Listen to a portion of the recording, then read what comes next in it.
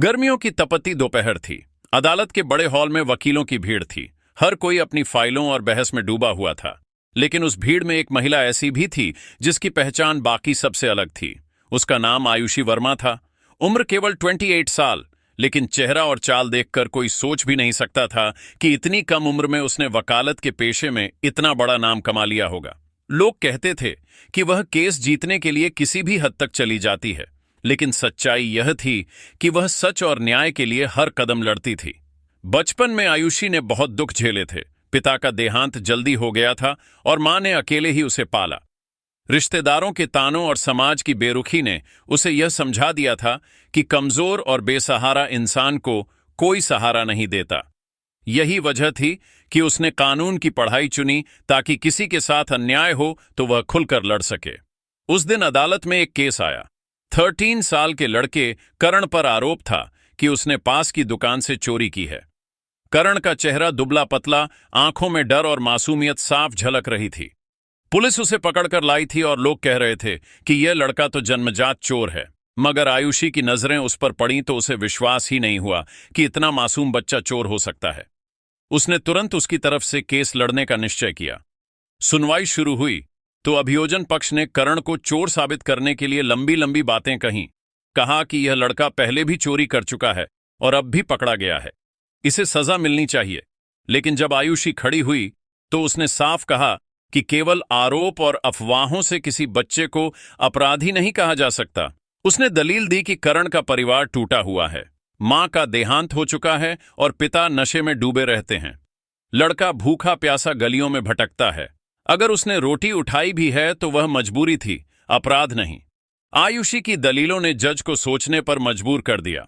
आखिरकार कोर्ट ने करण को दोष मुक्त कर दिया और कहा कि इस बच्चे को किसी संस्था या जिम्मेदार व्यक्ति की देखरेख में रखा जाए। अदालत से निकलते समय करण की आंखों में आंसू थे। उसने आयुषी के पैर पकड़ लिए और बोला, दीदी, अगर आप ना होती तो मैं जेल में होता। आयुषी ने उसे उठाकर गले लगा लिया। वह सोचने लगी कि इस बच्चे को अब कहां भेजा जाए। संस्था में भेजने का मतलब था कि वहां वह फिर लाचार और अकेला हो जाएगा, जैसा दर्द उसने खुद अपने बचपन में महसूस किया था।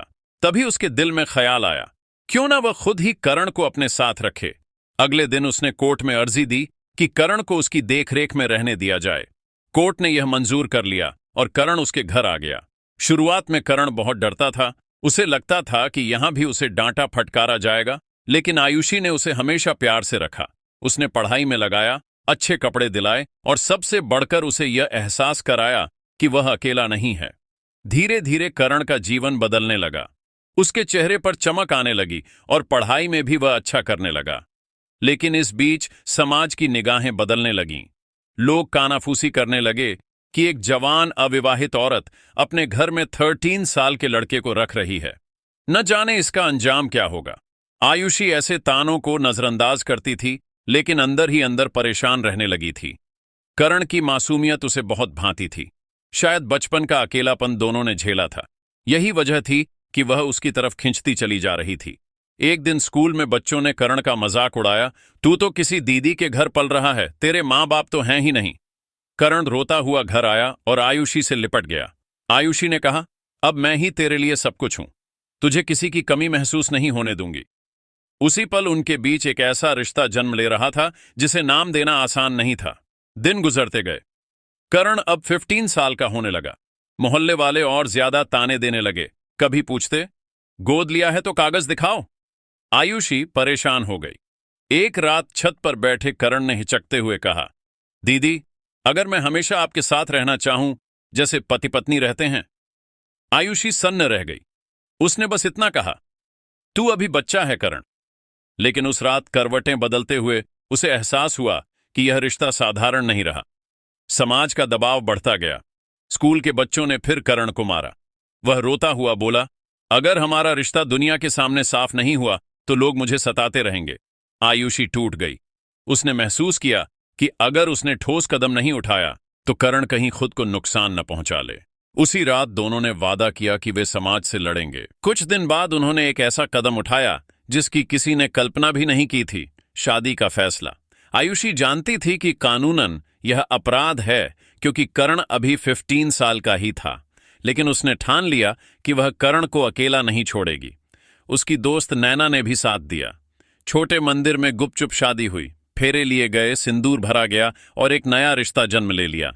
लेकिन खबर फैलते ही हंगामा मच गया। अखबारों में सुर्खियां बनी, 28 साल की वकील ने 15 साल के लड़के से शादी की। बार काउंसिल ने नोटिस भेजा। पुलिस ने जांच शुरू कर दी। मोहल्ले वाले गालियां देने लगे, पत्थर फेंकने लगे। जज के सामने पेशी हुई। जज ने करण से पूछा, तुम्हारी उम्र? 15 साल।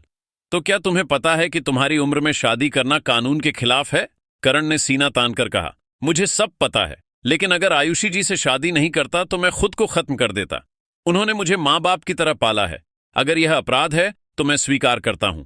आयुषी की आंखों से आंसू बह निकले। उसने कहा, मान्यवर, मैं जानती हूं कि कानून में उम्र की सीमा तय है, लेकिन कभी कभी कानून से भी बड़ा इंसान का जीवन और उसकी भावनाएं होती हैं। मैंने यह कदम इसलिए उठाया ताकि करण जिंदा रह सके। अदालत ने तुरंत कोई फैसला नहीं दिया। मीडिया ने बहस छेड़ दी। महिला संगठन आयुषी का समर्थन करने लगे, लेकिन बाल संरक्षण संस्थाएं सख्ती से विरोध करने लगीं। करण को स्कूल से निकाल दिया गया। वह टूटा हुआ बोला, अब मैं पढ़ भी नहीं सकता। आयुषी ने उसे गले लगाकर कहा, मैं लड़ूंगी तेरे हक के लिए। उसने हाई कोर्ट में याचिका दायर की। कोर्ट ने आदेश दिया कि करण की पढ़ाई जारी रहे। यह उनकी पहली जीत थी। धीरे धीरे समाज का नजरिया बदलने लगा। लोग कहने लगे कि शायद आयुषी ने गलत नहीं किया। समय बीतता गया। करण 18 साल का हो गया। आयुषी ने मुस्कुराकर कहा, अब हमारा रिश्ता कानून के हिसाब से भी वैध है। करण बोला, हमारा रिश्ता तो उसी दिन वैध हो गया था जिस दिन आपने मेरा हाथ थामा था। आखिरकार अदालत ने भी कहा कि परिस्थितियों को देखते हुए यह रिश्ता अब मान्य माना जाएगा। करण ने पढ़ाई पूरी कर वकालत की डिग्री ली और आयुषी के साथ अदालत में खड़े होकर कहा, अब हम दोनों मिलकर हर उस बच्चे का केस लड़ेंगे जिसे समाज और हालात ने अकेला छोड़ दिया है। वह दिन आयुषी और करण की सबसे बड़ी जीत का दिन था। उनका रिश्ता, जो कभी समाज की नजर में अपराध था, अब प्रेरणा बन चुका था। अगर आपको यह कहानी दिल को छू गई हो तो इसे लाइक करके अपना प्यार जरूर दिखाइए। और हां, अगर आप पहली बार हमारे चैनल पर आए हैं तो सब्सक्राइब बटन दबाना बिल्कुल मत भूलिएगा, ताकि हमारी अगली कहानियां भी आप तक सबसे पहले पहुंचें। इस वीडियो को अपने दोस्तों और परिवार के साथ जरूर शेयर करें, क्योंकि हो सकता है किसी और की जिंदगी बदलने की वजह आप ही बन जाए। नीचे कमेंट में हमें लिखकर बताइए कि आप यह कहानी किस शहर या किस देश से सुन रहे हैं। आपके कमेंट्स पढ़कर हमें बहुत हौसला मिलता है। अगली कहानी में फिर मुलाकात होगी। तब तक अपना ख्याल रखिएगा। धन्यवाद।